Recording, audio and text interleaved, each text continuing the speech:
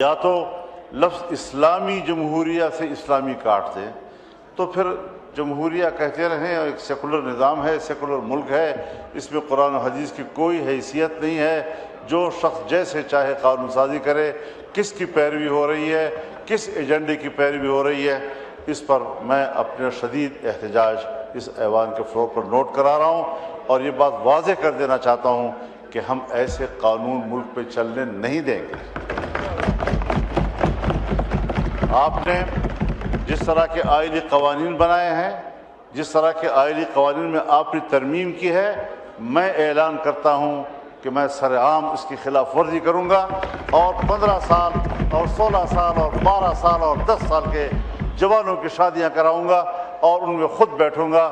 آپ بتائیں گے کہ پھر آپ کس طرح میرا مقابلہ کرتے ہیں۔ میں آپ کے قانون کو چیلنج کرتا ہوں، میں آپ کی قانون سازی کو چیلنج کرتا ہوں، میں آپ کی ذہنیت کو چیلنج کرتا ہوں۔ یہ کیا طریقہ ہے ہمارے ملک میں مسلمان کہلانے والے؟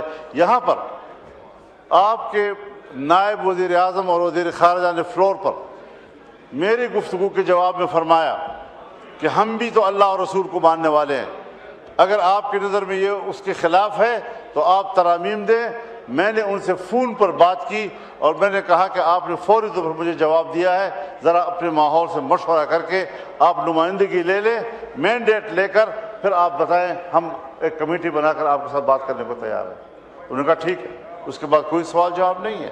یہ ڈنگ ٹپاؤ والی سیاست جو ہے یہ شاید مناسب نہیں ہے۔ پاکستان اس طرح کیسے چلے گا؟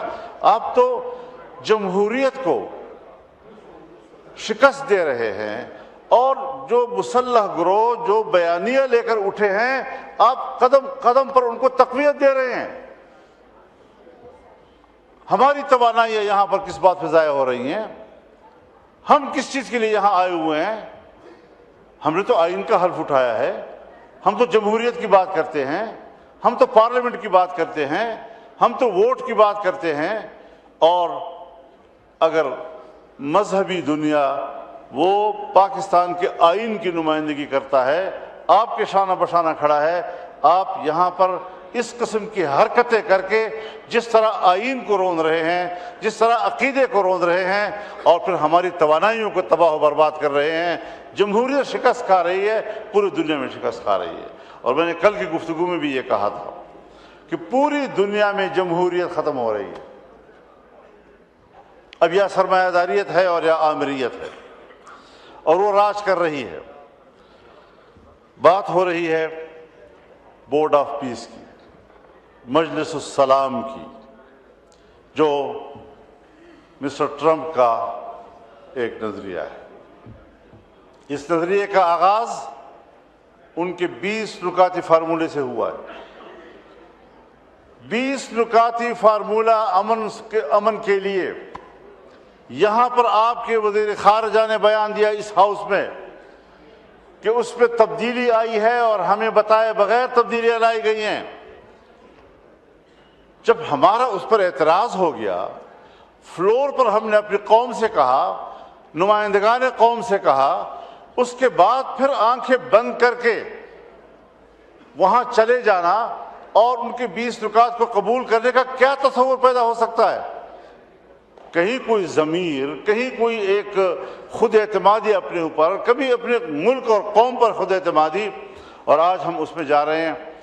آپ مجھے بتائیں کہ کیا ٹرمپ نے نہیں کہا اور کل کی تقریر میں نہیں کہا ہے اکنامک فورم پر کہ اگر حماس غیر مسلح نہیں ہوتا تو ان کا وہی حشر کیا جائے گا جو لبنان میں حزب اللہ کا کیا گیا؟ تو لبنان میں حزب اللہ پر حملہ اسرائیل نے کیا تھا، یعنی وہ فلسطینیوں کی قوت مزاحمت کو تو ختم کرنا چاہتا ہے اور اسرائیل کی قوت جارحیت کو تقویت دے رہا ہے۔ اور آج تک جتنے معاہدات ہوئے ہیں ان تمام معاہدات کی تاریخ پڑھ لیں، اس میں انہوں نے فلسطین کو سکیڑا ہے اور اسرائیل کو سپیس دیا ہے، مسلسل سپیس دیا ہے اس کو۔ ہم ایسے حالات میں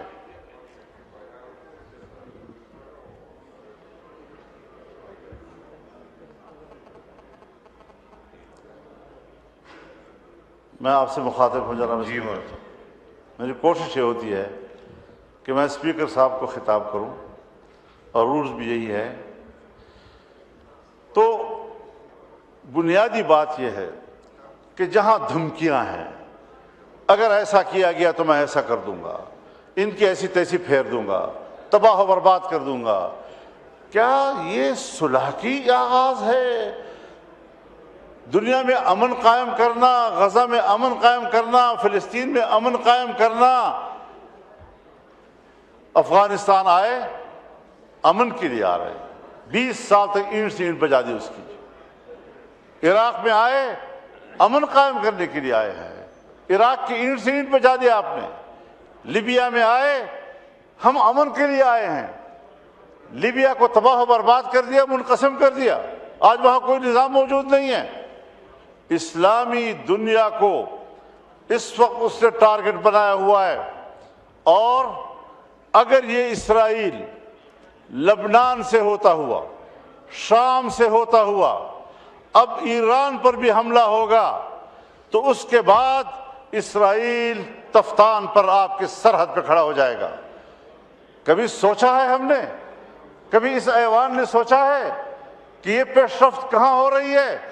یہ پیش رفت آپ کی سرحدات کی طرف ہو رہی ہے، پاکستان کی سرحدات کی طرف ہو رہی ہے. اور میں یاد دلانا چاہتا ہوں، ایک بار پھر اس ایوان کو یاد دلانا چاہتا ہوں کہ جب اسرائیل وجود میں آیا تو اس کے پہلے صدر نے جو پہلا خارجہ پالیسی اسٹیٹمنٹ دیا، اس پہ اس نے کہا کہ ہماری خارجہ پالیسی کی اساس ایک نوزائیدہ اسلامی ملک کا خاتمہ ہوگا. سو ان کے عزائم اس کی پیدائش کے دن سے آپ کے خلاف واضح ہیں. آپ نے ان کو ناجائز، مغرب کا ناجائز بچہ کہا. اس نے کہا میرا سیاسی زندگی کا آغاز اس مقصد کے لیے ہوگا کہ اس نوزائیدہ ملک کا خاتمہ کروں. ان کے ارادے بھی واضح ہیں، آپ کی سوچ بھی واضح ہے. اس کے بعد ہم آنکھیں بند کر کے دوڑ جاتے ہیں اور سیاسی قوت ہو ایک ہی جگہ پر دوڑ رہے ہوتے ہیں تاکہ ہم کسی طریقے سے اس بت کو راضی کر سکیں. اللہ کے مقابلے میں آج تم ایک ٹرمپ بت کو راضی کرنے کے میں لگے ہوئے ہو. اس سے بڑا شرک اور نہیں ہو سکتا. پاکستان کو اگر بچائے گا تو اللہ کی ذات بچائے گا. اگر پاکستان کو بچائے گا یہ 99 صفات اللہ کے ضمانت دیں گے.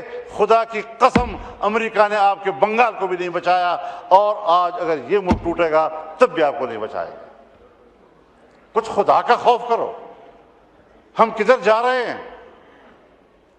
ایک قوم کی آزادی سلب ہو رہی ہے. 70,000 لوگ شہید کر دیے گئے ہیں.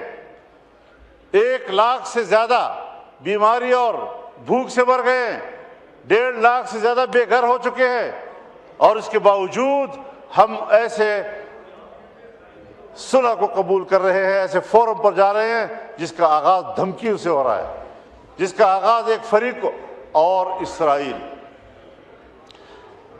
کہتے ہیں اقوام متحدہ میں بھی تو اسرائیل بیٹھا ہے تو پاکستان بھی بیٹھتا ہے، سلامتی کونسل میں بھی تو اسرائیل بیٹھتا ہے تو پاکستان بھی بیٹھتا ہے. اگر یہ دلیل ہے آپ کی تو پھر آپ مجھے بتائیں کہ 1948 سے لے کر آج تک آپ کے پاسپورٹ پر کیوں لکھا ہوا ہے کہ سارے ویزے لگ سکتے ہیں سوائے اسرائیل کے؟ اگر بیٹھنا کسی جگہ پر، کسی فورم پر، وہ دلیل ہے، لیکن آج وہ غزہ کے معاملے میں صرف فریق ہی نہیں، قاتل ہے. اور عالمی عدالت انصاف نے اس کو مجرم قرار دیا ہے اور یہ حکم دیا کہ جہاں سے وہ گزرے کسی بھی ملک میں اس کو گرفتار کیا جا سکتا ہے. مگر امریکہ میں بھی اس کو پروٹوکول دیا جا رہا ہے، ٹرمپ بھی اس کو پروٹوکول دے رہا ہے. اور ایک قاتل، ایک فریق آج وہ صلح کے میز پر بیٹھا ہوگا، ثالثی کا کردار ادا کرے گا. کوئی ہے خدا کا خوف کہیں پر؟ کرو، سب کچھ کرو، ہمیں امن چاہیے، لیکن امن چاہیے کہ بھی راستے ہوتے ہیں. ہم قبائلی لوگ ہیں، جرگوں کو جانتے ہیں، صلح کے اصولوں کو جانتے ہیں، کس طرح معاملات ہوتے ہیں. جناب اسپیکر، پاکستان پر رحم کرو خدا کے لیے. ہندوستان ہمارا دشمن، افغانستان سے ہماری لڑائی، چین ہم سے مایوس، ایران کے ہمارے بارے میں تحفظات. ہم جس جغرافیائی ماحول میں گھرے ہوئے ہیں، ہر طرف معاشی ترقی ہو رہی ہے، ایک پاکستان ہے جو ڈوب رہا ہے. کیا کبھی آپ نے اپنے ملک کی معیشت کو بہتر بنانے کا سوچا ہے؟ کیا آپ نے کبھی اپنے غریب کو سوچا ہے؟ اس حوالے سے ہم جس طرف جا رہے ہیں یہ پاکستان کے مستقبل کی تاریکی کا ایک اقدام ہے. ہم نے پارلیمنٹ سے نہیں پوچھا، آج کم از کم یہاں ایک قرارداد آنی چاہیے. جناب اسپیکر، اگر ہمارے اندر ضمیر ہے، میں حکومت سے بھی کہنا چاہتا ہوں آپ بھی پاکستانی ہیں، اپوزیشن سے بھی کہنا چاہتا ہوں ہم سب ایک قوم ہیں، کم از کم ان شرائط کی بنیاد پر بورڈ آف پیس کو پارلیمنٹ آج مسترد کر دے. اگر پرائم منسٹر صاحب گئے ہیں، انہوں نے اس ایوان کو اعتماد میں نہیں لیا، انہوں نے اپنی کابینہ کو اعتماد میں نہیں لیا، کیوں چلے گئے ہیں اتنے بڑے مسئلے کے اوپر؟ آخر 1,00,000 لوگ شہید ہوئے ہیں، در بدر ہو گئے ہیں، گھروں سے نکل چکے ہیں. ہمارا کہاں کیا مقام رہ گیا ہے دنیا کے اندر؟ نماز کا ٹائم. اس حوالے سے ہمارے بہت تحفظات ہیں، اور اگر اس قسم کے فورم پر ہمارا ملک بیٹھتا ہے، میں آپ کی اس حکومت کو جعلی بھی کہہ چکا ہوں، آپ کی اکثریت کو جبری بھی کہہ چکا ہوں، اور جعلی اور جبری نظام کے خلاف اپنے جہاد کو جاری رکھنا یہ ہمارا قومی فریضہ ہوگا، دینی فریضہ ہوگا، اور انشاءاللہ العزیز یہ جنگ جاری رہے گی. آپ نہیں جیت سکیں گے یہ جنگ. اللہ تعالیٰ ہماری مدد فرمائے. لیکن آپ ذرا مہربانی کریں، ایوان سے کہیں کہ اس طرز عمل کو مسترد کر دے، اور آئیں ایوان سے مشورہ کریں، ملک سے مشورہ کریں، عوام کے نمائندوں سے مشورہ کریں، اپنی کابینہ سے کم از کم مشورہ کریں، اور قانون سازی جہاں پر شریعت انوالو ہو کم از کم اسلامی نظریاتی کونسل نے بھیج دے. اس طرح نہیں ہوگا کہ جس طرح آپ نے کہا آپ ہمیں ہانگ کریں گے. میں نے دیا تھا فلور، آگے دے دیا. ہم جی شکریہ. ہم معزز انسان ہیں الحمدللہ، ہم معزز قوم ہیں. آزادی ہماری تاریخ ہے، اس کے لیے قربانیاں ہماری تاریخ. نماز نہیں اب رکے گی ہمارے لیے. جی شکریہ، جی شکریہ. جی ہاں شکریہ. جی شہری صاحبہ